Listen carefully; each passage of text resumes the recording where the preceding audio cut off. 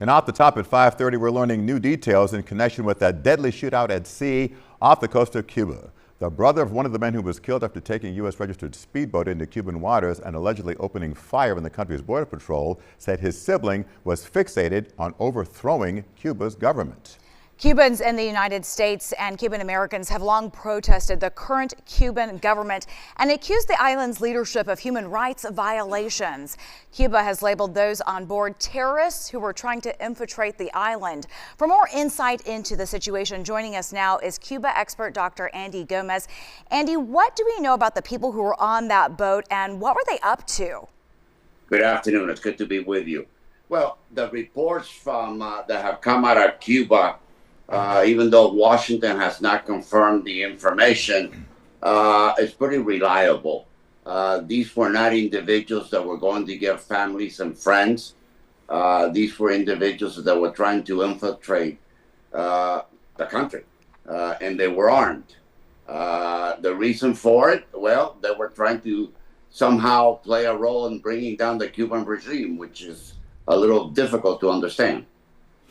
Now, Dr. Gomez, of course, we've heard stories about how dire things are in Cuba right now. And of course, we've heard stories before about Cuba teetering on the brink of collapse. In your judgment, what is different this time? This is probably the worst social and economic conditions we have seen in Cuba.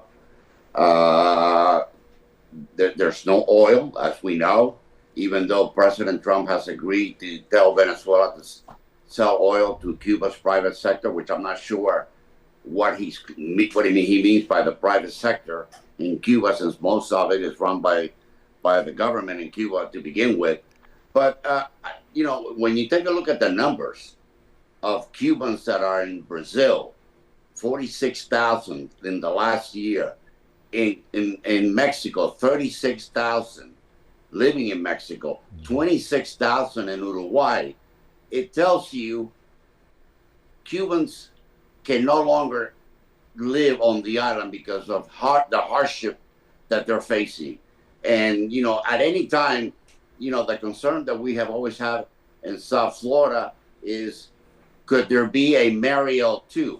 Well, Secretary Rubio made a very smart step a couple of weeks ago by sending a letter to Cuba's foreign minister telling him that the United States would not permit such an exodus out of Cuba towards the United States.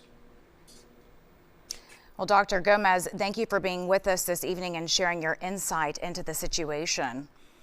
And of You're course, more than welcome. Thank you for having me. Thank you for your expertise.